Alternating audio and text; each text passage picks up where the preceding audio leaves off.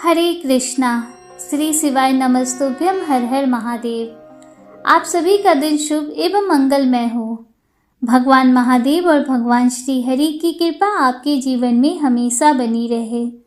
दोस्तों, श्रावण मास में महाशिव पुराण की अब तक की कथा सुनने के लिए आप सबका तहे दिल से धन्यवाद। आइए प्रारंभ करते हैं आज की पावन कथा।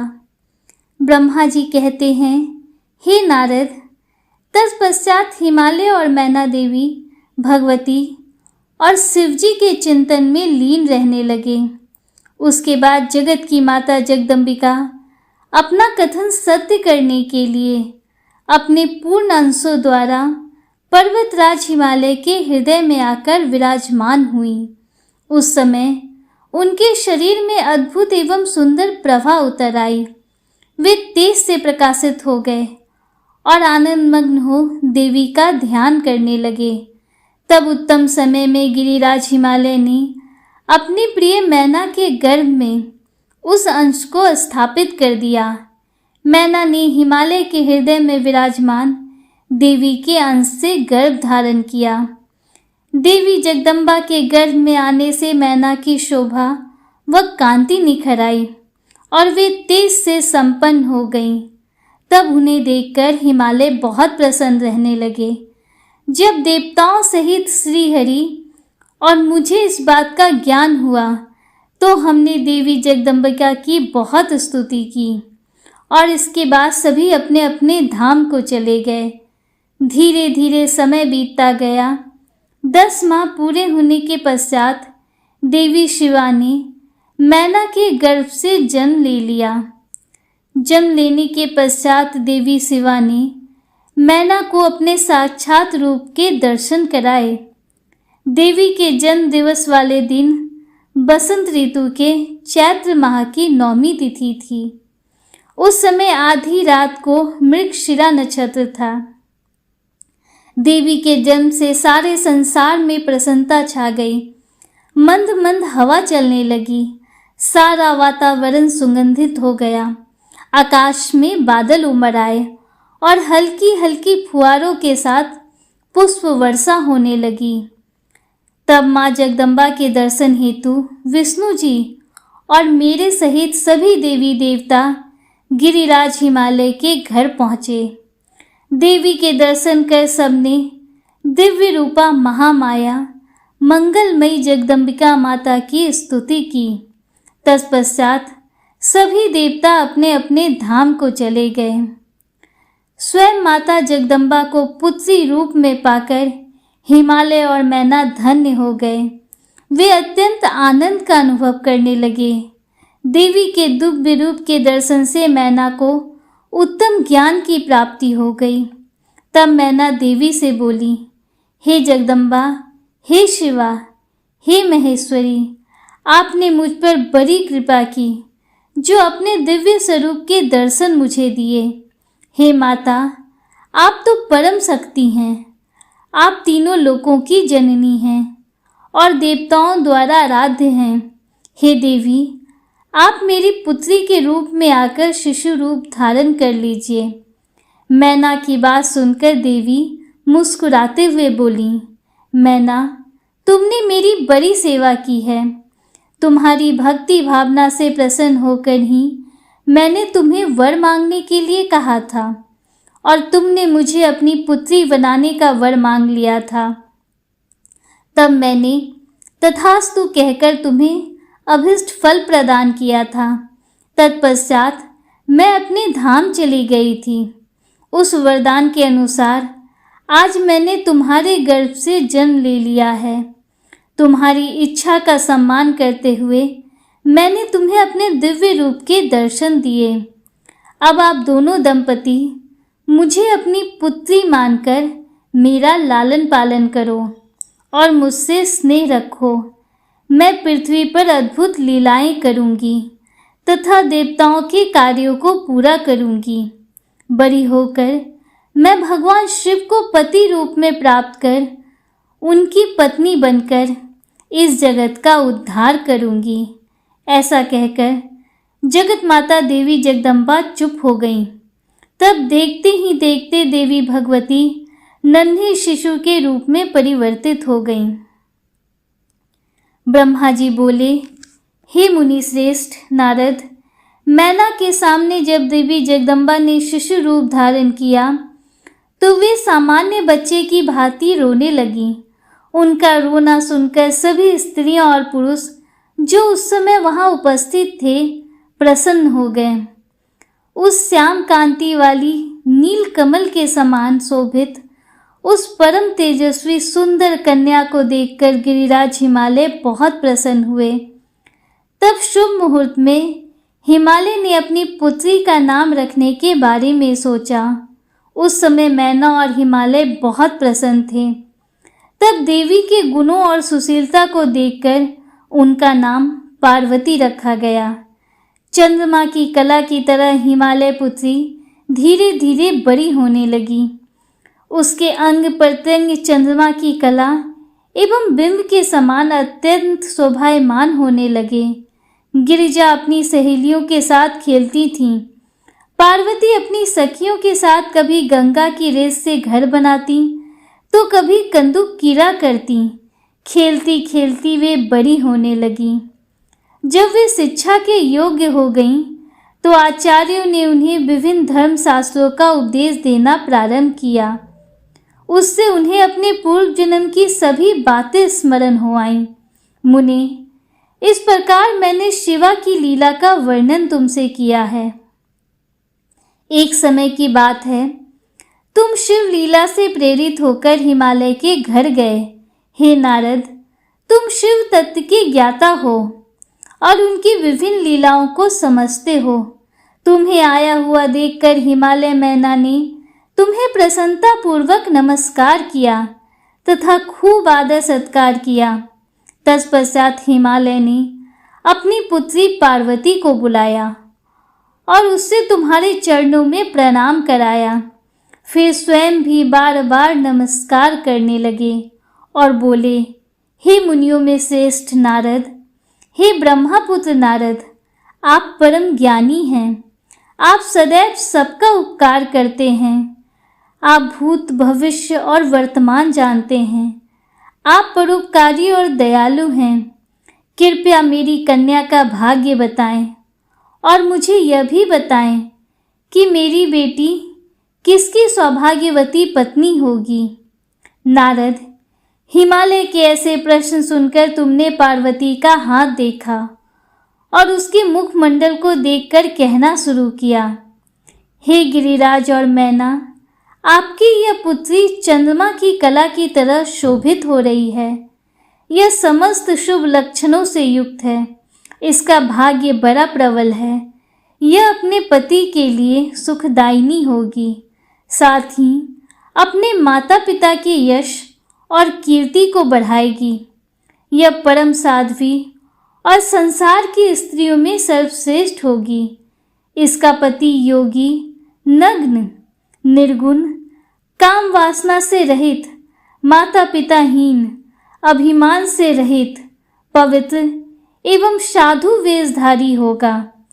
इस बात को सुनकर मैना और हिमालय दोनों दुखी हो गए।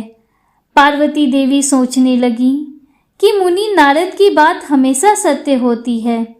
जो लक्षण नारद जी ने बताए हैं वे सभी तो शिव जी में विद्यमान हैं। भगवान शिव को अपना भावी पति मानकर पार्वती मन ही मन हर्ष से खिल उठी और शिव जी के चरणों का चिंतन करने लगी। तब हिमालय बड़े दुखी स्वर में बोले, हे नारद, अपनी पुत्री के भावी पति के विषय में जानकर मैं बहुत दुखी हूँ। आप कृपया मेरी पुत्री को बचाने का कोई मार्ग सुझाएं। गिरिराज हिमालय के ये वचन सुनकर, हे नारद, तुमने कहा, गिरिराज, मेरी कही बात सर्वथा सच होगी, क्योंकि हाथ की रेखाएं ब्रह्मा जी द्वारा लिखी जाती हैं और कभी भी झूठ नहीं हो सकती। इस रेखा का फल तो अवश्य मिलेगा, किंतु ऐसा होने पर भी पार्वती सुखपूर्वक रहे, इस हेतु पार्वती का विवाह भगवान शिव से कर दें। भगवान शिव में ये सभी गुण हैं। महादेव जी में ये अशुभ लक्षण भी शुभ हो जाते हैं। इसलिए गिरिराज, तुम बिना विचार किए अपनी कन्या का विवाह भगवान शिव से कर दो। वे सबके ईश्वर हैं तथा निर्विकार, सामर्थ्यवान और अविनाशी हैं। किंतु ऐसा होना इतना सरल नहीं है। पार्वती शिव विवाह तभी संभव हो सकता है जब किसी तरह भगवान शिव प्रसन्न हो जाएं। भगवान शंकर को प्रसन्न करने और वश में करने का सबसे सरल और उत्तम साधन है यदि आपकी पुत्री भगवान शिव की अनन्य भक्ति भाव से तपस्या करे तो सब ठीक हो जाएगा। पार्वती भगवान शिव को पति के रूप में प्राप्त करेंगी। वे सदैव भगवान शिव के अनुसार ही कार्य करेंगी क्योंकि वे उत्तम व्रत का पालन करने वाली महासाध्वी हैं। वे अपने माता पिता के सुख को बढ़ाने वाली हैं। हे गिरिराज हिमालय, भगवान शिव और शिवा का प्रेम तो अलौकिक है। ऐसा प्रेम न तो किसी का हुआ है और ना ही होगा। भगवान शिव इनके अलावा और किसी स्त्री को अपनी पत्नी नहीं बनाएंगे। हिमालय, शिव शिवा को एकाकार होकर देवताओं की सिद्धि के लिए अनेक कार्य करने हैं। आपकी पुत्री को पत्नी रूप में प्राप्त करके ही भगवान अर्धनारीश्वर होंगे। आपकी पुत्री पार्वती भगवान शिव की तपस्या से उन्हें संतुष्ट कर उनकी अर्धांगिनी बन जाएंगी। मुनि नारद, तुम्हारे इन वचनों को सुनकर हिमालय बोले, हे मुनि श्रेष्ठ नारद, भगवान शिव सभी प्रकार की इच्छाओं का त्याग करके अपने मन को संयम में रखकर नित्य तपस्या करते हैं।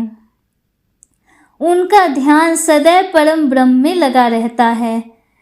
भला वे अपने मन को कैसे योग से हटाकर मोह माया के बंधनों में फंसने हेतु विवाह करेंगे। जो भगवान शिव अविनाशी, प्रकृति से परे, निर्गुण, निराकार और दीपक की लौ की तरह प्रकाशित हैं और सदैव परम ब्रह्म के प्रकाश पुंज को तलाशते हैं, वे कैसे मेरी पुत्री से विवाह करने पर राजी होंगे। मेरी जानकारी के अनुसार भगवान शिव ने बहुत पहले अपनी पति सती के सामने यह प्रतिज्ञा की थी कि वे उनके अलावा किसी और को पत्नी रूप में कभी भी स्वीकार नहीं करेंगे। अब जब सती ने अपने शरीर को त्याग दिया है तो वे किसी और स्त्री को कैसे ग्रहण करेंगे। यह सुनकर आपने कहा, गिरिराज, आपको इसकी चिंता नहीं करनी चाहिए। तुम्हारी कन्या ही पूर्व जन्म में दक्ष की पुत्री सती थीं और शिवजी की प्राण प्रिया थीं। अपने पिता दक्ष द्वारा अपने पति का अनादर देखकर लज्जित होकर सती ने योगाग्नि में अपने को भस्म कर दिया था। अब वही देवी जगदम्बा जो पहले सती के रूप में अवतरित हुई थी, अब पार्वती के रूप में तुम्हारी पुत्री बनी है। इसलिए तुम्हें पार्वती के विषय में चिंता करने की कोई आवश्यकता नहीं है। देवी पार्वती ही भगवान शिव की पत्नी होंगी। तुम्हारी बातें सुनकर गिरिराज हिमालय और उनकी पत्नी मैना व उनके पुत्रों को बहुत संतोष हुआ और उनके सभी संदेह और शंकाएं पूर्णतः दूर हो गए। पास ही बैठी पार्वती ने भी अपने पूर्व जन्म की कथा के विषय में सुना। भगवान शिव को अपना पति जानकर देवी पार्वती लज्जा से सिर झुकाकर बैठ गईं। मैना और हिमालय ने उनके सिर पर हाथ फेरकर उन्हें अनेक आशीर्वाद दिए। तत्पश्चात पार्वती को तपस्या के विषय में बताकर नारद, आप वहां से अंतर ध्यान हो गए। आपके जाने के बाद मैना और हिमालय बहुत प्रसन्न हुए। ब्रह्मा जी बोले, हे नारद, तुम्हारे स्वर्ग लोक जाने के पश्चात कुछ समय तक सब कुछ ऐसे ही चलता रहा। एक दिन मैना अपने पति हिमालय के पास गई और उन्हें प्रणाम कर उनसे कहने लगी, हे प्राणनाथ, उस दिन जब देव ऋषि नारद हमारे यहाँ पधारे थे और पार्वती का हाथ देखकर उसके विषय में अनेक बातें बता गए थे, तब मैंने उनकी बातों पर ध्यान दिया था। अब पार्वती बड़ी हो रही हैं, मेरी आपसे विनम्र प्रार्थना है कि आप उसके विवाह के लिए सुयोग व सुंदर वर की खोज शुरू कर दें, जिसके साथ हमारी पुत्री पार्वती सुख से अपना जीवन व्यतीत कर सके। वह शुभ लक्षणों वाला तथा कुलीन होना चाहिए, क्योंकि मुझे अपनी पुत्री अपने प्राणों से भी अधिक प्यारी है। मैं सिर्फ पुत्री का सुख चाहती हूँ। यह कहकर मैना की आंखों में आंसू आ गए और वे अपने पति के चरणों में गिर पड़ी। तत्पश्चात हिमालय ने पत्नी मैना को प्रेम पूर्वक उठाया और उन्हें समझाने लगे। वे बोले, हे देवी, तुम व्यर्थ की चिंता त्याग दो। मुनि नारद की बात कभी झूठ नहीं हो सकती। यदि तुम पार्वती को सुखी देखना चाहती हो तो उसे भगवान शिव की तपस्या के लिए प्रेरित करो। यदि शिवजी प्रसन्न हो गए तो वे स्वयं ही पार्वती का पानी ग्रहण कर लेंगे। तब सब कुछ शुभ ही होगा। सभी अनुष्ट और अशुभ लक्षणों का नाश होगा। भगवान शंकर सदा मंगलकारी हैं। इसलिए तुम पार्वती को शिवजी की कृपा दृष्टि प्राप्त करने के लिए तपस्या करने की शिक्षा दो। हिमालय की बात सुनकर मैना प्रसन्नता पूर्वक अपनी पुत्री पार्वती को तपस्या के लिए कहने उनके पास चली गई। ब्रह्मा जी बोले, हे मुनि श्रेष्ठ नारद, जब मैना पार्वती के पास पहुंची तो उन्हें देखकर सोचने लगी कि मेरी पुत्री तो कोमल और नाजुक है। यह सदैव राशि ठाट बाट में रही है।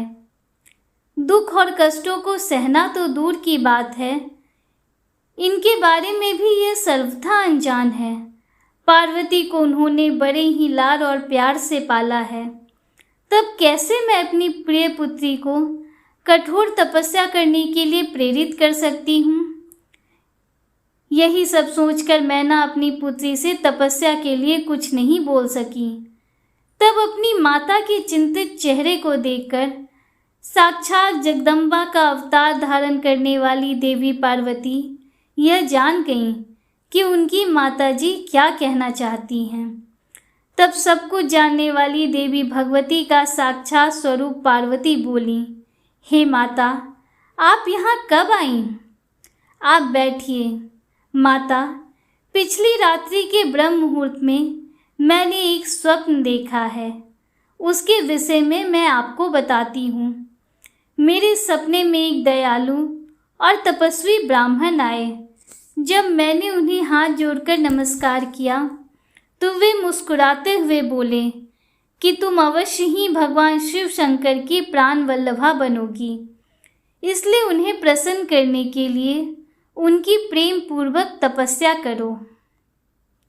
यह सुनकर मैना ने अपनी पुत्री के सर पर प्रेम से हाथ फेरा और अपने पति हिमालय को वहां बुलाया। हिमालय के आने पर मैना ने पार्वती के सपने के बारे में उनको बताया। तब उनके मुख से पुत्री के सपने के विषय में जानकर हिमालय बहुत प्रसन्न हुए। तब वे अपनी पत्नी से बोले, प्रिय मैना, मैंने भी पिछली रात को एक सपना देखा था। मैंने अपने सपने में एक बड़े उत्तम तपस्वी को देखा। वे नारद मुनि द्वारा बताए गए सभी लक्षणों से युक्त थे। वे उत्तम तपस्वी मेरे नगर में तपस्या करने के लिए आए थे। उन्हें देखकर मुझे बहुत खुशी हुई। मैं अपनी पुत्री पार्वती को साथ लेकर उनके दर्शनों के लिए उनके पास पहुंचा। तब मुझे ज्ञात हुआ कि वे नारद जी के बताए हुए वर भगवान शिव ही हैं। तब मैंने पार्वती को उनकी सेवा करने का उपदेश दिया, परंतु उन्होंने मेरी बात नहीं मानी। तभी वहाँ सांख्य और वेदांत पर विवाद छिड़ गया। तत्पश्चात उनकी आज्ञा पाकर पार्वती वहीं रहकर भक्ति पूर्वक उनकी सेवा करने लगी। हे प्रिय, यही मेरा सपना था जिसे देखकर मुझे अत्यंत प्रसन्नता हुई। मैं सोचता हूँ कि हमें कुछ समय तक इस सपने के सच होने की प्रतीक्षा करनी चाहिए। ऐसा कहकर हिमालय और मैना उस उत्तम सपने के सच होने की प्रतीक्षा करने लगे। ब्रह्मा जी बोले, नारद, भगवान शिव का यश परम पावन, मंगलकारी, भक्तिवर्धक और उत्तम है। दक्ष यज्ञ से ही वे अपने निवास कैलाश पर्वत पर वापस आ गए थे। वहां आकर भगवान शिव अपनी पत्नी सती के वियोग से बहुत दुखी थे। उनका मन देवी सती का स्मरण कर रहा था और वे उन्हें याद करके व्याकुल हो रहे थे। तब उन्होंने अपने सभी गणों को वहां पर बुलाया और उनसे देवी सती के गुणों और उनकी सुशीलता का वर्णन करने लगे। फिर गृहस्थ धर्म को त्याग कर वे कुछ समय तक सभी लोकों में सती को खोजते हुए घूमते रहे। इसके बाद वापस कैलाश पर्वत पर आ गए, क्योंकि उन्हें कहीं भी सती का दर्शन नहीं हो सका था। तब अपने मन को एकाग्र करके वे समाधि में बैठ गए।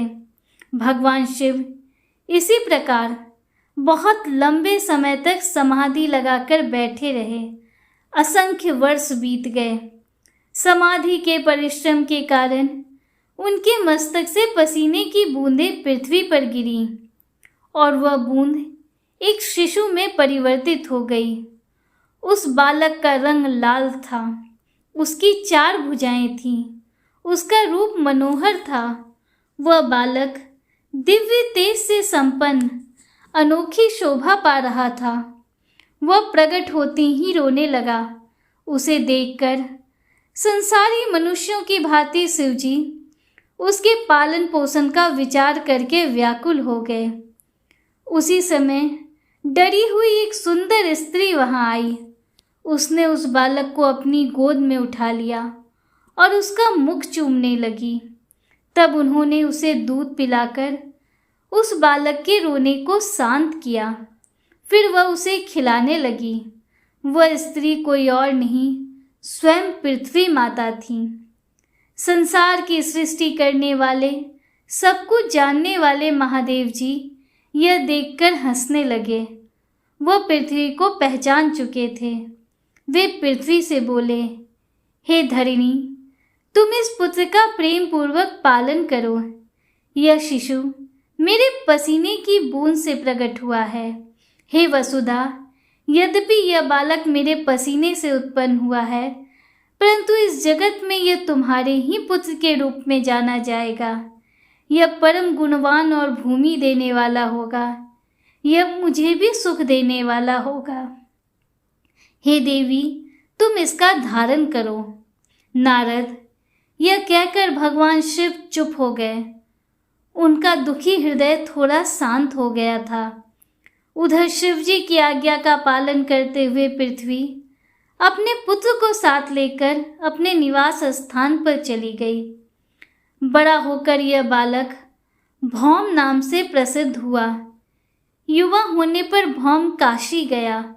वहां उसने बहुत लंबे समय तक भगवान शिव की सेवा आराधना की।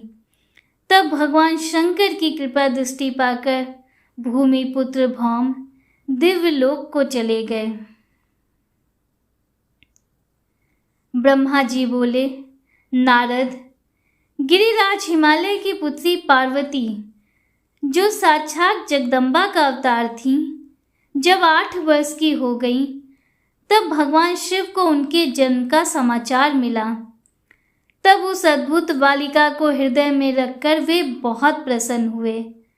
तब उन्होंने अपने मन को एकाग्र कर तपस्या करने के विषय में सोचा। तत्पश्चात नंदी एवं कुछ और गणों को अपने साथ लेकर महादेव जी हिमालय के सर्वोच्च शिखर पर गंगोत्री नामक तीर्थ पर चले गए। इसी स्थान पर पतित पावनी गंगा ब्रह्मलोक से गिर रही हैं। भगवान शिव ने उसी स्थान को तपस्या करने के लिए चुना। शिव जी अपने मन को एकाग्र चित्त कर आत्मभूत ज्ञानमयी नित्य ज्योतिर्मय चिदानंद स्वरूप परम ब्रह्म परमात्मा का चिंतन करने लगे। अपने स्वामी को ध्यान में मग्न पाकर नंदी एवं अन्य शिवगण भी समाधि लगाकर बैठ गए कुछ गण शिव जी की सेवा करते तथा कुछ उस स्थान की सुरक्षा हेतु कार्य करते। जब गिरिराज हिमालय को शिव जी के आगमन का यह शुभ समाचार प्राप्त हुआ, तब वे प्रेम पूर्वक मन में आदर का भाव लिए अपने सेवकों सहित उस स्थान पर आए जहां वे तपस्या कर रहे थे। हिमालय ने दोनों हाथ जोड़कर रुद्रदेव को प्रणाम किया। तत्पश्चात उनकी भक्ति भाव से पूजा आराधना करने लगे। हाथ जोड़कर हिमालय बोले, भगवान, आप यहाँ पधारे, यह मेरा सौभाग्य है। प्रभु, आप भक्त वत्सल हैं। आज आपके साक्षात दर्शन पाकर मेरा जन्म सफल हो गया है। आप मुझे अपना सेवक समझें और मुझे अपनी सेवा करने की आज्ञा प्रदान करें। हे प्रभु, आपकी सेवा करके मेरा मन अत्यधिक आनंद का अनुभव करेगा। गिरिराज हिमालय के वचन सुनकर महादेव जी ने अपनी आंखें खोली और वहां गिरिराज और उनके सेवकों को खड़े देखा। उन्हें देखकर महादेव जी मुस्कुराते हुए बोले, हे गिरिराज, मैं तुम्हारे शिखर पर एकांत में तपस्या करने के लिए आया हूँ। हिमालय, तुम तपस्या के धाम हो। देवताओं, मुनियों और राक्षसों को भी तुमने आश्रय प्रदान किया है। गंगा, जो कि सबके पापों को धो देती है, तुम्हारे ऊपर से होकर ही निकलती हैं। इसलिए तुम सदा के लिए पवित्र हो गए हो। मैं इस परम पावन स्थल, जो कि गंगा का उद्गम स्थल है, पर तपस्या करने के लिए आया हूँ। मैं यह कहना चाहता हूँ कि मेरी तपस्या बिना किसी विघ्न बाधा के पूरी हो जाए। इसलिए तुम ऐसी व्यवस्था करो कि कोई भी मेरे निकट ना आ सके। अब तुम अपने घर जाओ और इसका उचित प्रबंध करो। ऐसा कहकर भगवान शिव चुप हो गए। तब हिमालय बोले, हे परमेश्वर, आप मेरे निवास के क्षेत्र में पधारे। यह मेरे लिए बड़े सौभाग्य की बात है। मैं आपका स्वागत करता हूँ। भगवान, अनेकों मनुष्य आपकी अनन्य भाव से तपस्या और प्रार्थना करने पर भी आपके दर्शनों के लिए तरसते हैं। ऐसे महादेव ने मुझ दीन को अपने अमृत दर्शनों से कृतार्थ किया है। भगवान, आप यहाँ पर तपस्या के लिए पधारे हैं, इससे मैं बहुत प्रसन्न हूँ। आज मैं स्वयं को देवराज इंद्र से भी अधिक भाग्यशाली मानता हूँ। आप यहाँ बिना किसी विघ्न बाधा के एकाग्रचित्त होकर तपस्या कर सकते हैं। यहाँ आपको किसी भी तरह की कोई परेशानी नहीं होगी, ऐसा मैं आपको विश्वास दिलाता हूँ। ऐसा कहकर गिरिराज हिमालय अपने घर लौट गए। घर पहुंचकर उन्होंने अपनी पत्नी मैना को शिव जी से हुई सारी बातों का वृतांत कह सुनाया। तब उन्होंने अपने सेवकों को बुलाया और समझाते हुए कहने लगे कि आज से कोई भी गंगा अवतरण अर्थात गंगोत्री नामक स्थान पर नहीं जाएगा। वहां जाने वाले को मैं दंड दूंगा। इस प्रकार हिमालय ने अपने गणों को शिव जी की तपस्या के स्थान पर न जाने का आदेश दे दिया। श्री शिवाय नमस्तुभ्यं। हर हर महादेव। श्रावण मास की कथा में आज की कथा का समापन हुआ। उम्मीद करती हूँ कि कल की कथा के श्रवण के लिए आप आगे भी हमारे साथ जुड़े रहेंगे। अगर आपको वीडियो थोड़ी सी भी अच्छी लगी हो तो वीडियो को लाइक कीजिए, दूसरों के साथ शेयर कीजिए, कमेंट में हर हर महादेव, जय श्री राधे कृष्णा जरूर लिखिए। अगर आप हमारे चैनल पर पहली बार आए हैं तो चैनल को सब्सक्राइब कीजिए, बेल आइकन जरूर प्रेस कीजिए, जिससे आगे भी आपको ऐसी ही रोचक जानकारियाँ मिलती रहें। मिलते हैं आपसे अगले वीडियो में, तब तक के लिए हर हर महादेव, जय श्री राधे कृष्णा, राधे राधे।